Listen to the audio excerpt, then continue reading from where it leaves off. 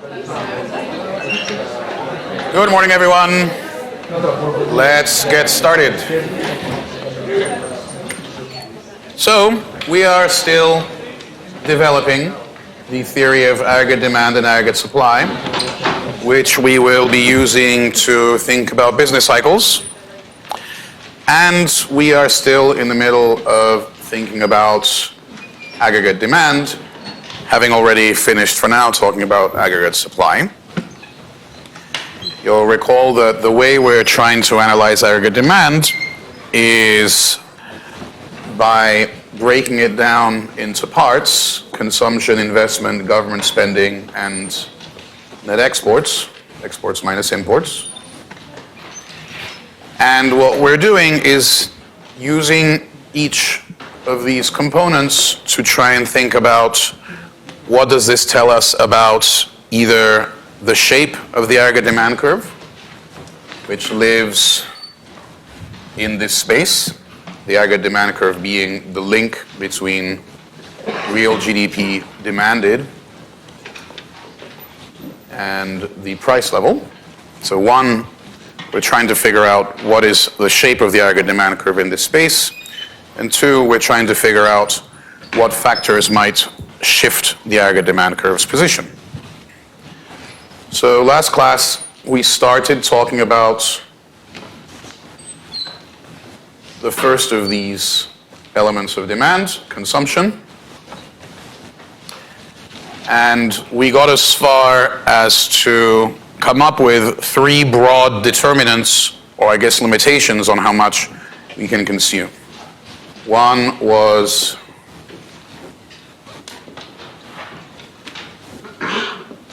that your consumption is limited by your disposable income, and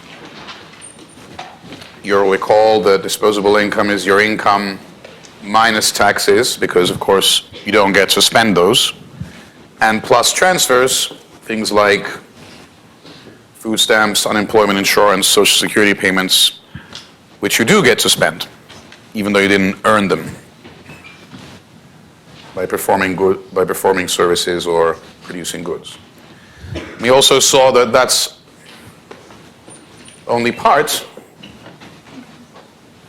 of the determinants, that your savings or wealth also are connected to how much you can consume. And we observe that to the extent that you have any savings or wealth, that must be based on your disposable income from the past. Right? If you have any savings, it's disposable income from the past that you haven't spent yet. And we noted that in addition to this, you might also be able to borrow, and the extent to which you can borrow should depend on your future disposable income. Of course, I've left a blank there because anytime we say future anything, we always have to precede it with the word expected, because of course the future is as yet undetermined. Finally, since your consumption today depends on your current income, disposable income, past disposable income, and future disposable income, well, what is that? That's your income from your entire life. And this is referred to as the lifetime income hypothesis.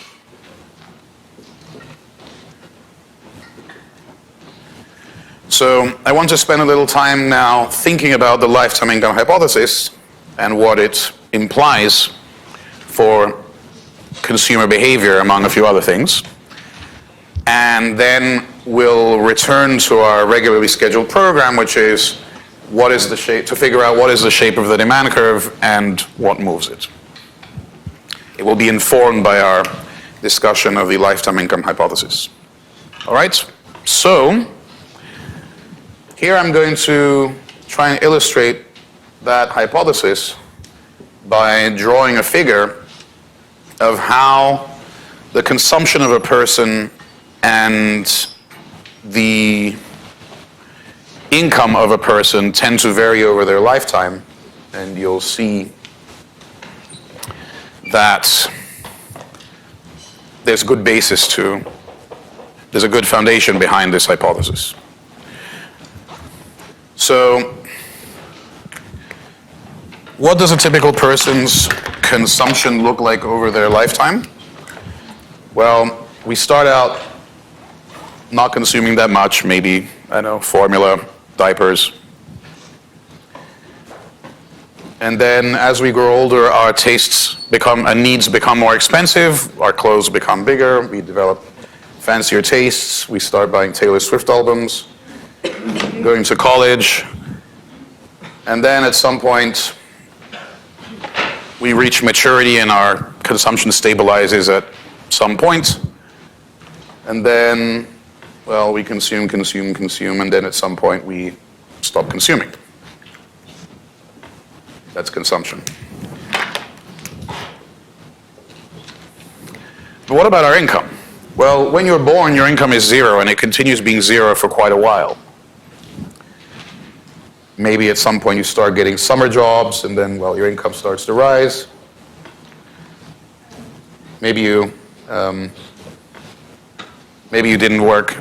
I guess it varies a little from person to person, but at some point you enter the labor market. Maybe you didn't go until you finished college, and then you start earning. And a typical person's earnings increase as they climb the ladder, earn more experience, have time to find a better job match, and of course, at some point it has to overtake your consumption for two reasons. One, because, for example, if you went to college, you'll need to earn more in order to pay back any borrowing you incurred at the beginning here. And second, because at some point, you probably plan to retire, and then at that point, you'll have had to accumulate some savings here in order to be able to live a comfortable retirement without earning income there.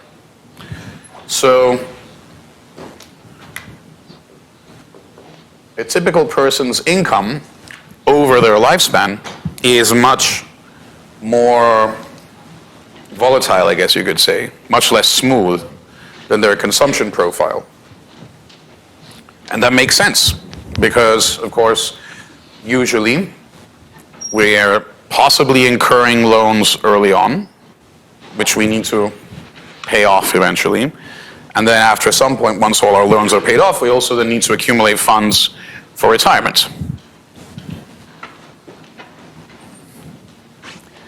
And that means and this of course means that at any given point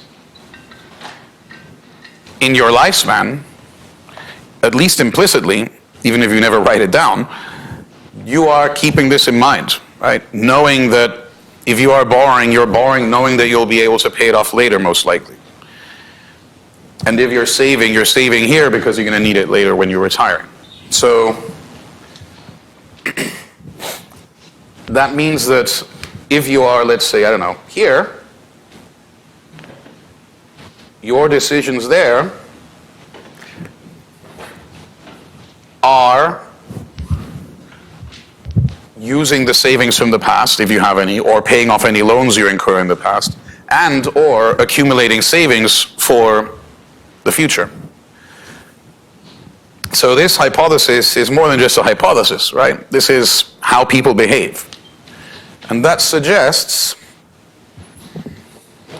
well, several things. One, that your consumption behavior is determined by all three, right? Not just by the income you happen to be earning right now.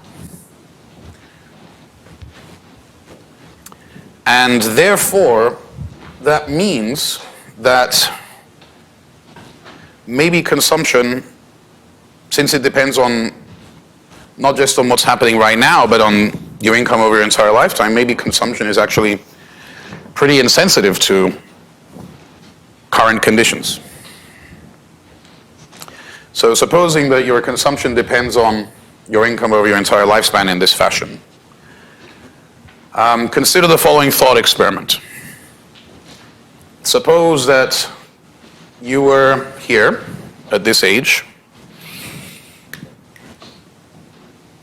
and you're walking around campus, and suddenly you find $1,000 lying around. Okay. Sounds great, doesn't it? $1,000 is a non-trivial amount of money. I'd love to find $1,000 lying around. Well, first of all, what's the GDP per capita of the United States? Roughly 75,000, let's say. Compared to that, 1,000 might not be that much.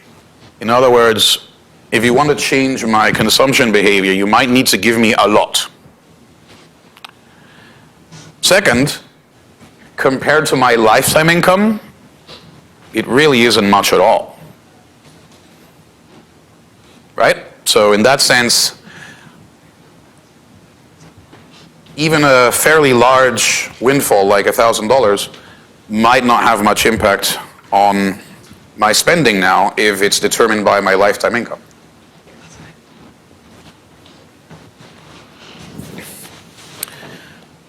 So that thought experiment had to do with, okay, what if I find $1,000 lying around the street? How about, what if I receive a tax cut of $1,000? That's no longer a random thought experiment, that's a real thing. You may remember in, I guess it was 2020, and then again in 2021, all households, or most households, received a check from the government saying, well, in 2020 they had the president's signature on them with a Sharpie, remember? All households got these tax rebates. Is that different from finding $1,000 in the street? Not as far as you're concerned. It's just a windfall.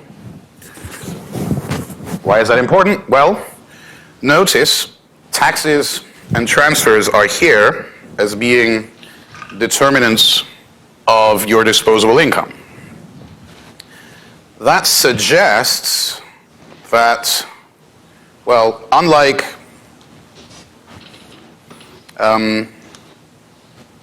most decisions which are made day to day by millions of individuals and then aggregate up, taxes and transfers are determined by the government. So the fact that they're here suggests, well, maybe the government can change taxes and transfers as a way of affecting this enormous thing that is aggregate demand, because a few decision makers can actually do that. They could, for example, and they did, decide to give you a tax rebate in 2020 to try and stop consumption from declining after COVID. Well, what does the lifetime income hypothesis tell us about tax cuts? Well, it's telling us that a windfall of, let's say, $1,000 or whatever those checks were back in 2020 might not have much impact at all on your spending right now, because your spending right now depends on all this other stuff, your lifetime income, through your savings and your ability to borrow. And compared to that, it's just a drop in the bucket. So the lifetime income hypothesis suggests that the ability of the government to try and affect aggregate demand by changing taxes and transfers is actually very limited, at least in general. And this, of course, means, because as I mentioned, economists disagree about how important or effective stabilization policy can be, that implies that the lifetime income hypothesis is something that economists argue about and don't necessarily agree. My job here is to make sure that you understand the arguments.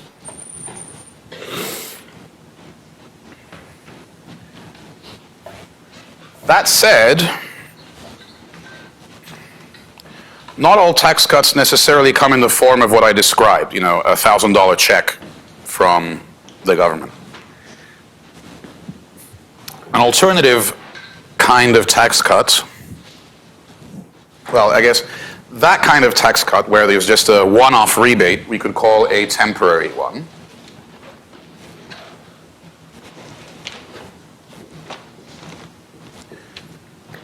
I guess temporary tax change more broadly.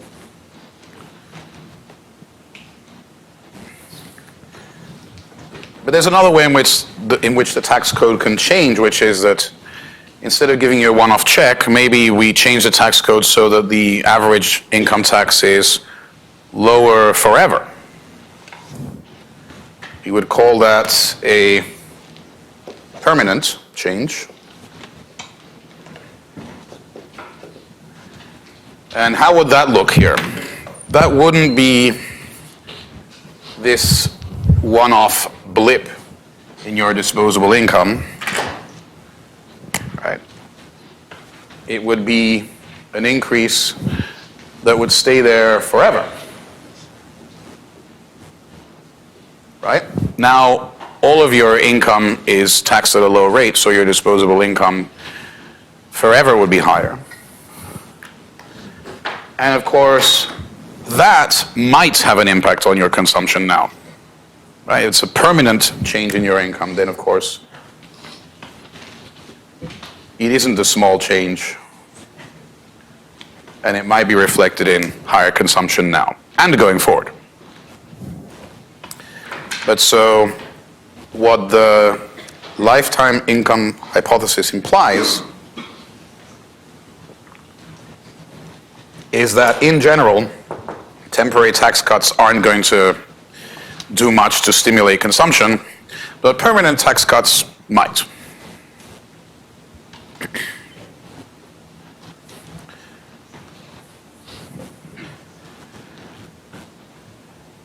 One more thing, remember that the lifetime income hypothesis hinges very heavily on an assumption that's sort of in the background, but is actually very important. Always beware of implicit assumptions. The implicit assumption here is that right now, you are actually able to access your savings and you are able to borrow against your future income. Well, what's the implicit assumption? The implicit assumption is that the financial system is functioning properly and allowing you to access your savings and borrow against your future income. If the financial system is not functioning properly, then what does it mean? It means the lifetime income hypothesis breaks down. So,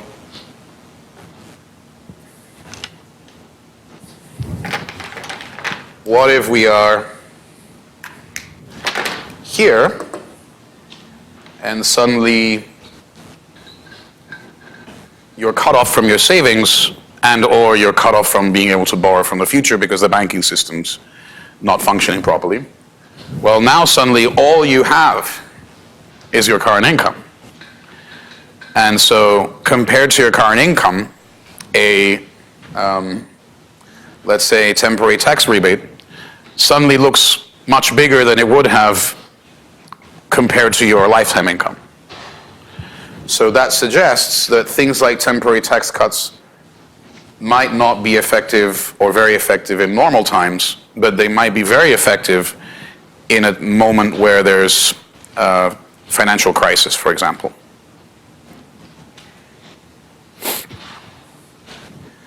All right, so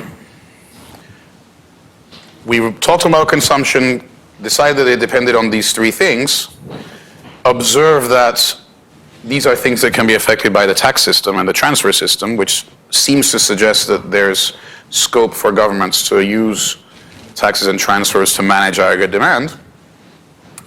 The lifetime income hypothesis suggests that the ability to do that might be quite limited, except in times of financial crisis, or if the tax or transfer changes are permanent. Okay? Any questions, comments, thoughts about how this fits together? All right. So having done that, let's now move on to our main question here. I guess two main questions. The first one being, what is the shape of the aggregate demand curve? Or rather, what does consumption suggest the shape of aggregate demand curve could be? And we can address that first question by asking something like, what happens to consumption if the price level rises? Suppose we're here. There's some price level and some level of aggregate demand, including consumption and everything else. We can answer it by saying, well, what does the price level do to our ability to buy goods and services using our savings? What does the price level increasing do to our ability to buy stuff with our disposable income? And what does it do regarding our ability to borrow? Well, imagine that your savings wealth are in a checking account somewhere. Some of which is probably true. Some of your wealth is in that form. Then, what happens to your ability to buy goods and services with the funds in your checking account if the price of everything goes up? Suddenly, in real terms, those funds are worth less, right? There's the same amount of dollars, but if everything else got more expensive, you can afford less stuff. So when the price level rises, it's lowering the real value of your wealth, which means that you can probably, with higher prices, afford less stuff. In other words, that's suggesting that to the extent that aggregate demand is determined by consumption, the aggregate demand curve probably slopes down.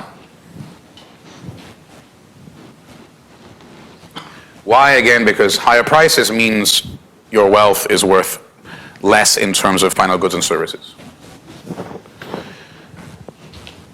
What about how the price level affects disposable income? Well, remember, 2/3 of your income is labor income, and we discussed on Monday or last week that wages are quote-unquote sticky. When prices rise, the wages tend to lag behind them, at least for a while. So to the extent that we depend on labor income, higher prices mean lower real wages. In other words, less ability to buy goods and services. So again, that's suggesting when prices rise, we buy less. Again, reinforcing this downward slope.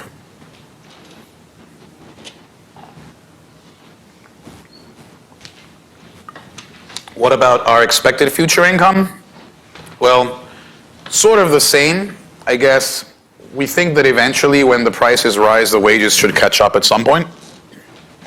Once they do, of course, the price increase is no longer relevant. But for whatever time it takes for the wages to catch up, we still have the same effect going on, right? The higher prices are not fully reflected in higher wages, and so you still can afford less in real terms. So all of this is just underlining the idea that the aggregate demand curve should have a downward slope. All right. Any questions, comments, or thoughts about shape of the demand curve? All right, so the first big question was, what is the shape of the demand curve? The second big question is, what shifts the demand curve?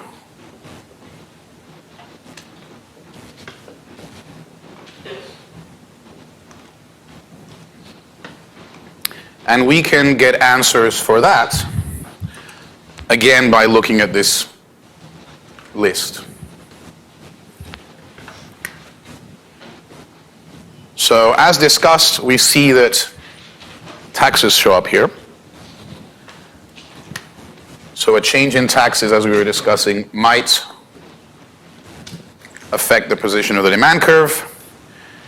And taxes has a minus here, so we would expect that a decline in taxes might lead to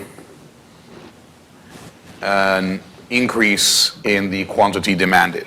In other words, lower taxes means more disposable income, which means higher spending. The curve shifts to the right. With all the caveats that come out from this whole discussion we just had about the lifetime income hypothesis. What else? Well, right next to taxes is transfers, except it has the opposite sign. So we would expect an increase in transfers to be related to an increase in aggregate demand. So again, higher transfers means greater disposable income, all else equal, which means more spending. So again, a shift to the right. What else? The value of your savings or wealth could change. How might the value of your savings or wealth change? Well, suppose you saved by buying bonds. If the price of those bonds rises for any reason, well, suddenly you have greater wealth, right? Your bonds are worth more. So if your wealth goes up, then of course that means you can afford more. Or what if your savings are in the form of shares? What if you bought shares in some company and those shares gain value? Well, then again, your wealth has just increased. Yes?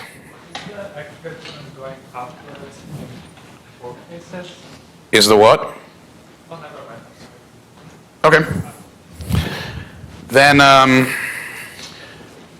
for many households, an important source of wealth is the value of the house that they actually live in.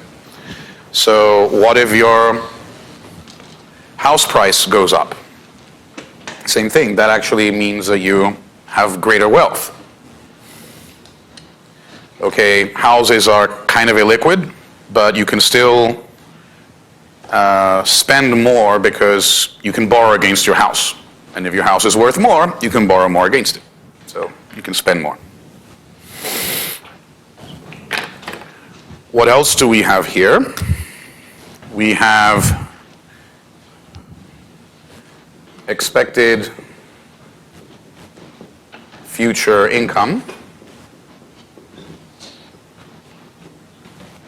If that goes up, then of course you can safely borrow more. And expected future income might change for two slightly different reasons. One is, I guess, the simple reason, which is, well, you might just receive information that means that you think your income prospects have improved, whether it's you personally or the aggregate economy. But there's another reason why expected future income might increase, or change, I guess, which is a little more controversial and which economists argue about. We love arguing, don't we? And that is the following. Suppose, for some reason, we all become very optimistic about the future. We think that future earnings opportunities look bright. But what would we do? In response, we're now able to afford more by borrowing against our expected future income, which means what? If we all spend more, what's going to happen? That itself might lead to there being more income. In other words, our optimism becomes self-fulfilling? Or in reverse, what if we all suddenly feel pessimistic or panicky about the future? Well, that means that investment opportunities are bad. It means that maybe we need to save because we're afraid of losing our jobs, which means we consume less. And if we all consume less and spend less, well, it means aggregate demand has gone down, and so we end up with less GDP. And the panic becomes self-fulfilling. So, as I said, not all economists agree that this is a thing, but some do think it's a thing. And this idea that some sort of economy-wide panic or economy-wide optimism might itself become self-fulfilling is known as animal spirits.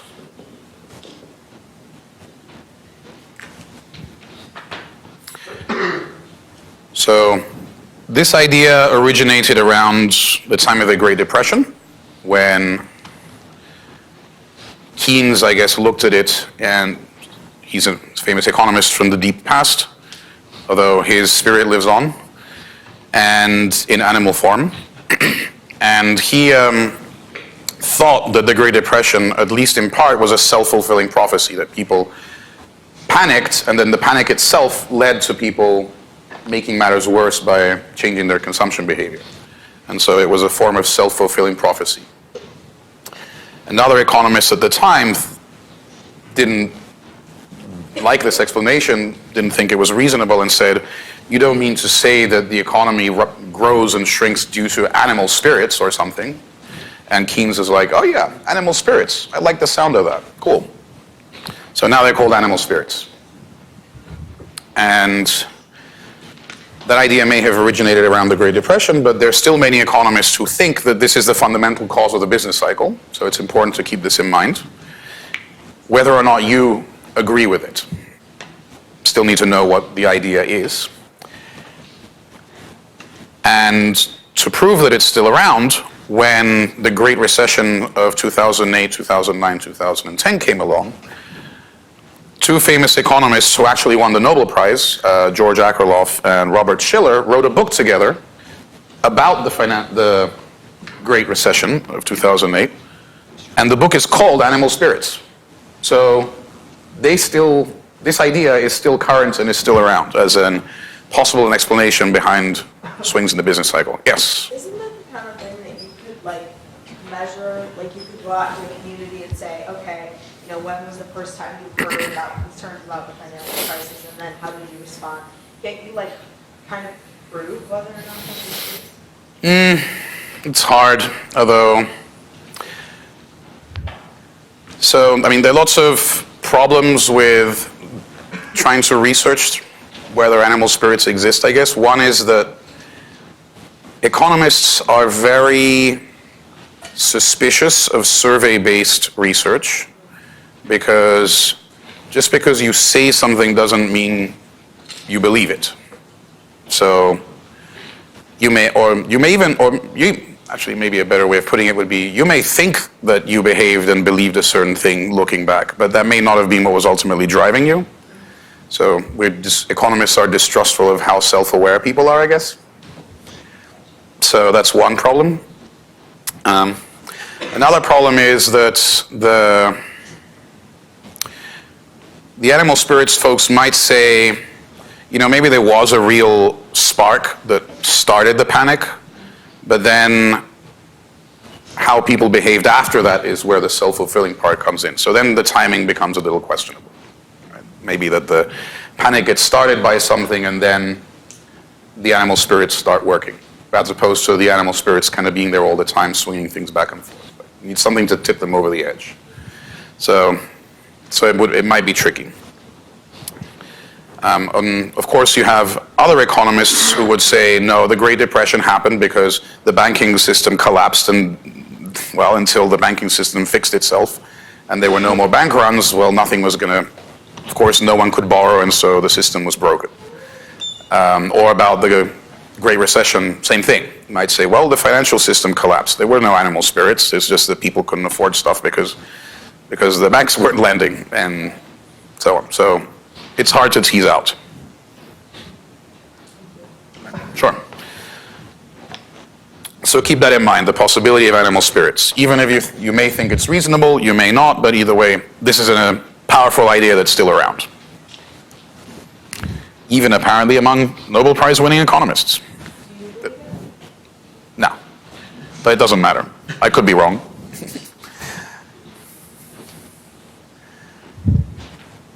I put another line here because, again, we're thinking now about this borrowings part, and aside from expected future income affecting your ability to borrow, remember that when you borrow, you have to pay back the principal, but in addition, you also have to pay interest. And so that suggests that interest rates should also be on this list. Because, of course, if interest rates go up, borrowing becomes more expensive. Regardless of your expected future income, if it's more expensive to borrow, you may say, you know what, that consumption isn't worth it, so I'm not going to borrow as much. And then you don't spend as much. So I guess we want lower interest rates would be the ones that stimulate aggregate demand. And this is interesting for a different reason. You may remember from the last question on the midterm that interest rates are, to some extent, under the control of the Fed. Remember, the question was something along the lines of, suppose the Fed buys an enormous amount of some kind of bonds. What happens to interest rates? And the answer, of course, is, well, if the Fed buys an enormous amount of anything, the price of that thing should rise, just demand-supply analysis. But if the price of a bond rises, that's the same thing as saying that the interest rates went down. The implication being, that's why the question was there, that the Fed has some control over interest rates. Well, that means that just like taxes and transfers, interest rates now become something that could be used by the government, or to be precise, by the central bank, to manage the position of the aggregate demand curve. Right? If they want to increase aggregate demand, they could lower interest rates. Or if they wanted to decrease, they could raise interest rates. And that means there are two forms of stabilization policy available. One is changes in taxes and transfers. These are items on the government budget, so that's called fiscal policy. And the other is the Fed managing interest rates, and that's monetary policy. And so towards the end of the semester, we'll get to spend several classes discussing the effectiveness of fiscal and monetary policy, the desirability of fiscal and monetary policy, and again, as usual, why economists disagree on this.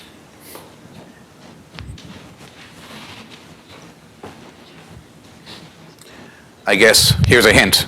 If you believe the economy is driven by animal spirits, then you think the business cycle is swinging around randomly for no good reason fundamentally, just because people are panicking or being irrationally exuberant, to quote a former Fed chairperson, then you probably think that it would be a great idea to manage aggregate demand to stop it from bouncing around.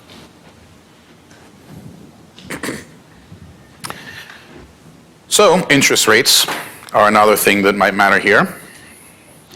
And there's one more thing I want to put on this list, because remember, this lifetime income hypothesis all hinges on the implicit assumption that the financial system is working.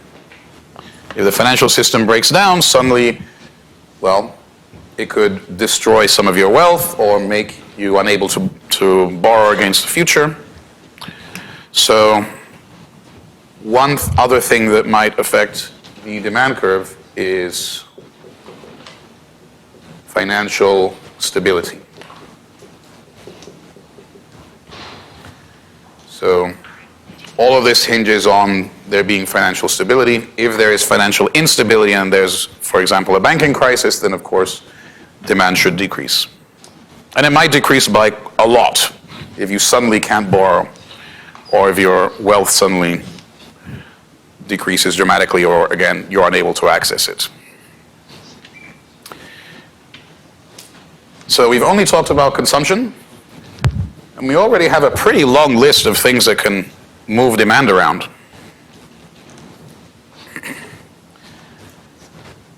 That list will get bigger as we go through the rest of aggregate demand, but it turns out that, as we'll see, this is already maybe half, if not more, of the list. Okay? Any questions, comments, thoughts about factors that shift the aggregate demand curve? So far, at least. All right. Next then, why don't we move along our list? And we'll do it by just erasing where it says consumption.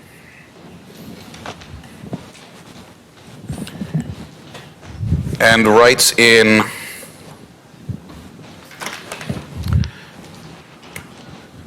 to investment.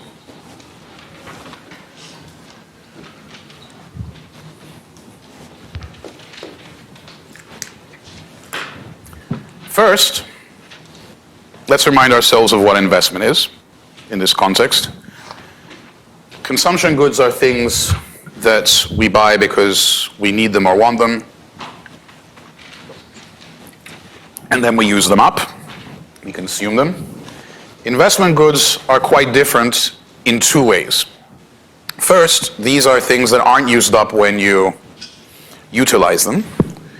Second, these are goods that you use to produce other goods and services.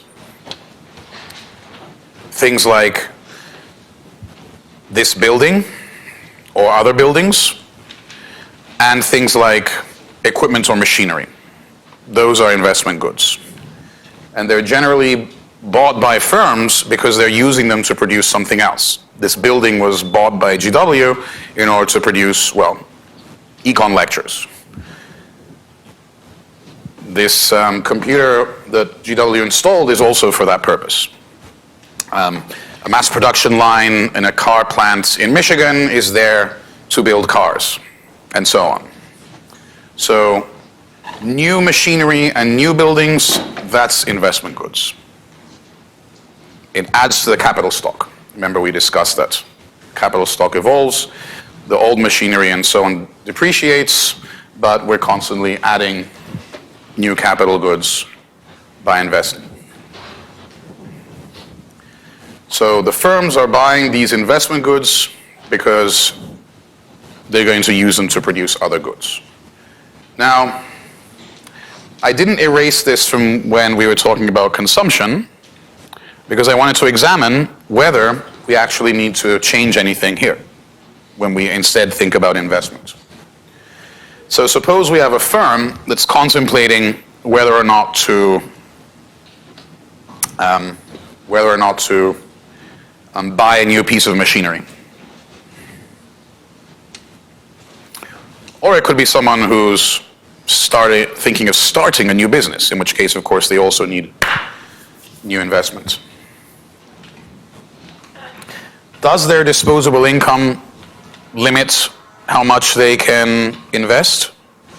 On the face of it, it seems like yes, right? If the firm already has high income, then presumably that enables it to buy, or high disposable income to be precise, that presumably enables it to afford more machinery.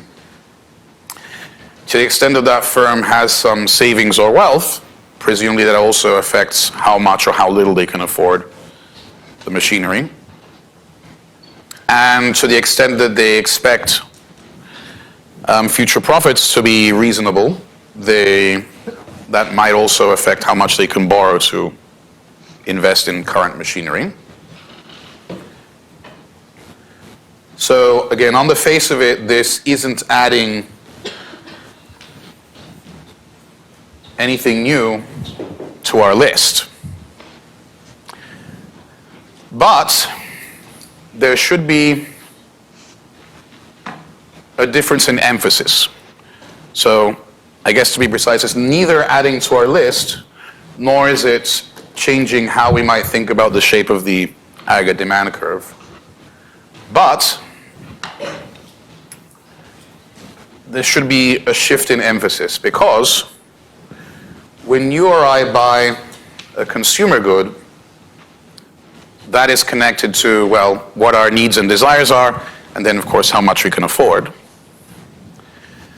But when the firm is deciding whether or not to buy a new piece of machinery, it's not doing it because it feels like it. It's doing it in order to, what do firms do? Maximize profits. So which one of these is the one that should be standing out the most in the eyes of the firm? The future profits.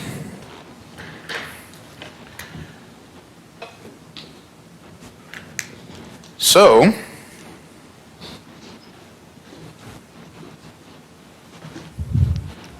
let's look at the firm's investment decision more carefully.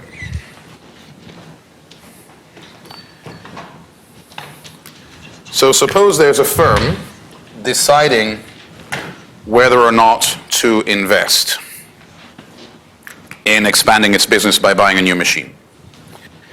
There are two possibilities. One possibility is that the firm has the funds already. In other words, they have some cash on hand. I guess you could call them savings. Let's write this out. Suppose a firm is contemplating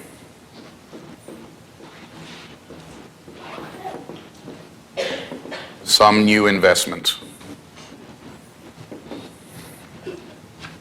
And case one, suppose the firm has the necessary funds on hand. When should the firm invest?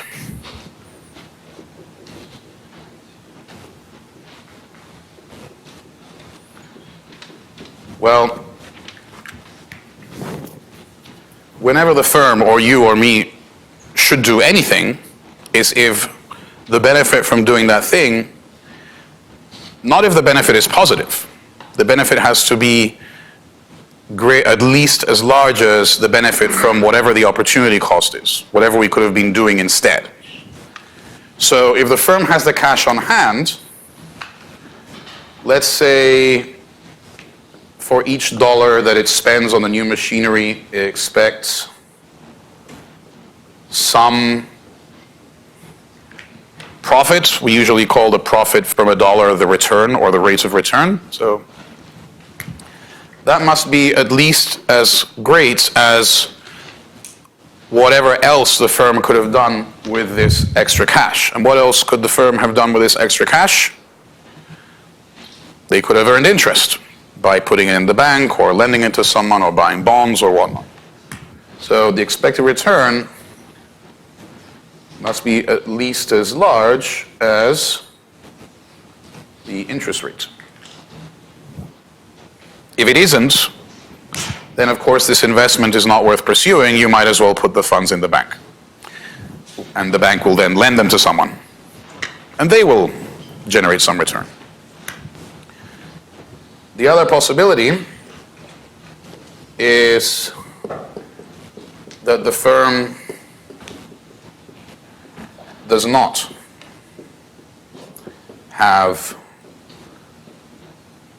the money. When should the firm invest?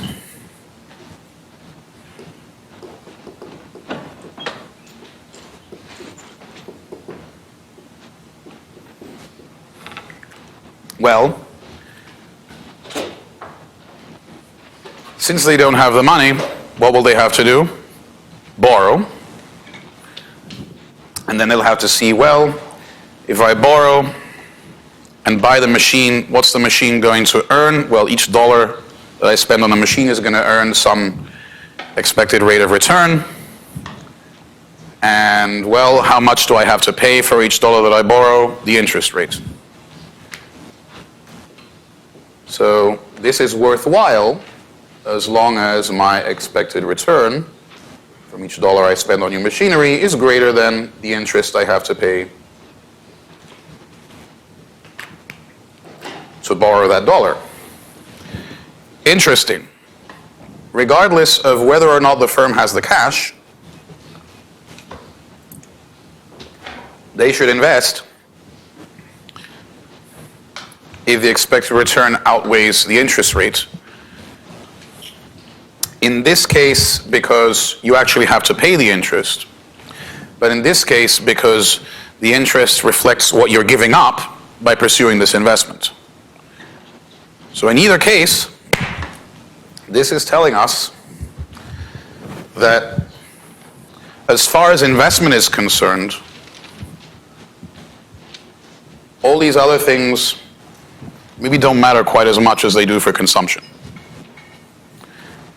Rather, it's these lower things related to financial markets that are actually critical for determining how much investment there is.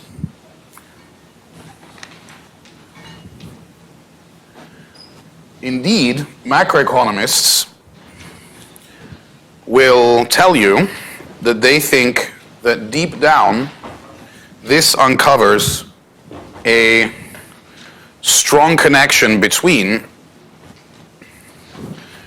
the determination of investment, which again is a real variable, right? These are actual machines and so on being bought and produced and purchased.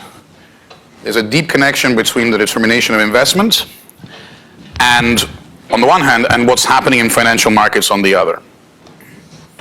Because of this. How much investment there is depends on what's the interest rate. Because the interest rate is the opportunity cost of investment. But that's almost the same thing as saying that the interest rate is the price of investment. Because every dollar that is invested is a dollar that is an investment that was made because the return exceeded the interest rate. So, and where are the funds coming out of that finance the investment? Well, in this case, these are dollars that someone lent to you. Right? Someone out there must have had some funds they decided not to consume, instead they lend them to you. So these are savings that were lent to you. What about this case? Well, these are your funds, but those are funds that, well, what was the opportunity cost? You could have lent them to someone else. So what this is saying is that from a macro perspective, the quantity of investment is ultimately determined by all the funds that were either saved or could have been saved, or all the funds that were lent or could have been lent. So when you were studying for your midterm, you may remember that I said, read this part of chapter 7, but don't worry about that other part. So this is the other part.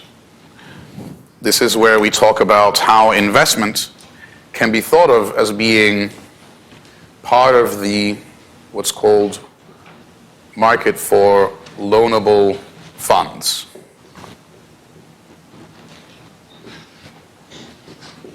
These are funds that either were lent to the investors or which could have been lent. But they're yours and you decide to use them yourself to invest. And what's the price of a loanable fund?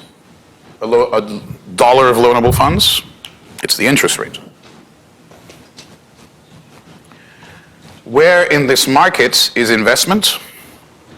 What are investors doing with these loanable funds? Are they the demanders or the suppliers? They're the demanders, right? They're the ones that are asking for the funds so that they can buy new machinery, whether it's asking for them from borrowers, or in this case, it's the firm asking for it from itself, choosing to use them instead of lending them out. And now, imagine putting all the investment projects and rank them by how profitable they are. So the most profitable investment projects are over here, and then you put the next less profitable, next most profitable, and then the next most profitable, and so on, and until, of course, out here you have really awful investment projects that aren't very profitable. And now, if the y-axis is profitability, impose an interest rate. What is that going to do? Well, all the projects over here that have profitability that's greater than the interest rate, those go ahead. All the ones down here that have profitability that's does not exceed the interest rate, those never happen. What if you raise the interest rate? Fewer projects are executed, because some of them, I just ruled out some of them by raising the interest rate, and they're not quite profitable enough.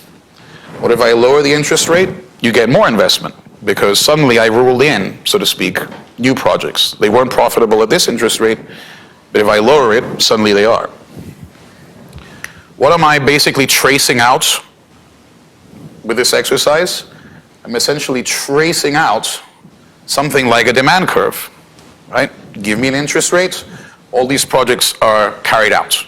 Lower the interest rate, additional projects are carried out. Additional dollars are lent and spent. So this is the investment demand curve. And it is where the loanable funds go and are spent on new investment goods. Where are those funds coming from? Or to put it another way, who is supplying loanable funds to this market? Well, in this case, someone has lent you their own money, which means they decided not to consume. What do you call funds that you decided not to consume right now? Savings. And what about this case? Same thing. These are funds I decided not to consume myself. Instead, I'm investing them in this business project. So the funds are coming from savers. And I'm just going to draw an upward sloping supply curve. I'm going to name it savings supply. And then the question is, why did I make it upward sloping? And the answer is straightforward. If I promise you higher interest, what are you going to do? Consume less, save more. So if you increase the interest rate, you're making it worthwhile for more people to decide, you know what, I'd rather earn interest right now than consume. Or if you lower rates, the return to savings is lower, so maybe you'll consume more instead. So this is how a macroeconomist might think about both, and then this is the equilibrium interest rate, and then this is equilibrium investment. So this is how a macroeconomist thinks about jointly both how the quantity of investment is determined, and this is also a summary of what's ultimately deep down going on in financial markets. Financial markets are where funds are raised from savers and channeled to people with valuable investment projects. And so that means that interest rates, I guess asset prices more broadly, are determined not just by funny things going on in financial markets, but by real things such as the quality of the investment projects that all the companies are bringing to life. Any questions, comments, thoughts about this?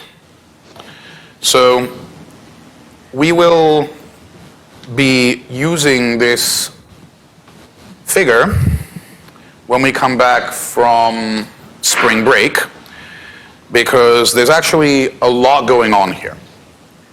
And I guess what's going on here is that we're talking about the things that may move around the aggregate demand curve, the things that determine how much investment there is. And of course, one thing that might determine how much investment there is things like, well, what's the quality of the investment projects that different companies are bringing? But notice that the equilibrium quantity of investment doesn't just depend on the investors. It also depends on how much savings are being supplied to them. So in addition to things like expected future income, it means other things may matter as well for the position of the demand curve. In particular, what's going on with the savers. And the savings might move around for a variety of reasons that have nothing to do with what's going on with the investors. In particular, think about who these savings could be coming from. One potential source of these savings is you and me, right? We just decided that we're going to put some funds in the bank, and then the bank lends it out to people. Great. But who else could be saving here? Who else? Anyone, any entity that earns income is an entity that could save. Because if it earns that income, and it doesn't spend it, that's a form of saving. And on, April 15th, I think, there's an entity that's going to get suddenly a lot of income from all of us, and that is the government, because we pay taxes. So the government could be one of the savers. The government could be earning in taxes less than it spends. And if it does, well, it's saving. What does that mean? It means that anytime the government changes taxes or transfers, this curve is shifting around. So any change in taxes and transfers necessarily ends up changing investment as well, indirectly, through financial markets. Alternatively, who else could be saving? Well, when you and I save, we can save by putting our funds, people that have small amounts of savings, we usually put money in the bank, but people who have large amounts of savings, they don't just do that, they may invest it in some combination of stocks or bonds or some other investment portfolio. And if you do that, you don't necessarily have to put it in stocks and bonds here. You could invest them in stocks and bonds in Japan or India or whatever. So some of the savings supply here comes from abroad. And to the extent that the savings supply comes from abroad, it means that it might suddenly increase or decrease for reasons that have nothing to do with whatever's happening here. For example, I remember in the Great Recession, one of the things that I read was that Norway was struggling to pay pensions to its teachers, so its retiring teachers. Why? Because the pension funds had invested in, or had, saved by buying assets in US markets. And Great Recession, US markets tanked, and that ended up negatively affecting people abroad because they had saved by buying US assets. So what if something happens abroad that means suddenly either people suddenly don't have savings or decide that they want to save but not by investing in the United States but by investing in some other place? Then to some extent these savings dry up. That would be a shift in the supply curve, and then of course the equilibrium investment would change even if nothing happened here. So when we come back from spring break, we will revisit this figure and we will use it to think about all those additional factors that might affect aggregate demand, some of which are determined in markets that are outside US borders. For now, let's wrap up by switching to our final exit quiz before spring break. Okay. Question 1.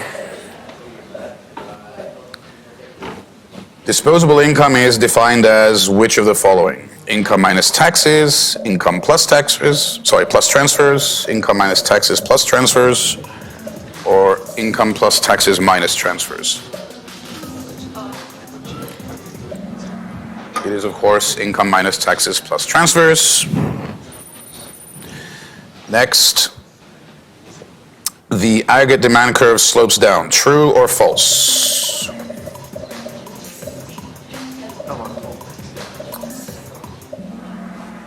Okay, that's one you shouldn't be getting wrong. Next, the AD curve slopes down because higher prices what? Increase your real income, lower the real value of your savings, raise the real value of your savings, or lower the value of your house.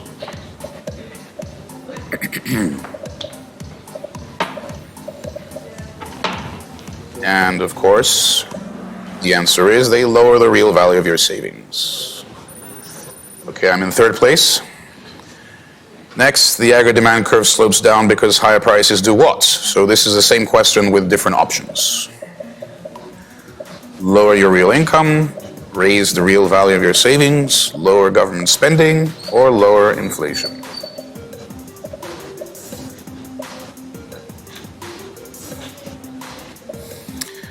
Lowers the value of your real income.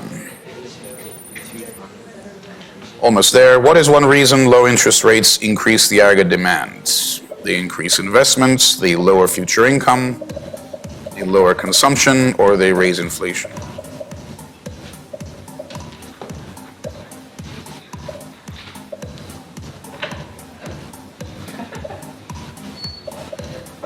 The answer is they increase investments. Last question. What ultimately fuels investments? Savings, consumption, exports, or government spending?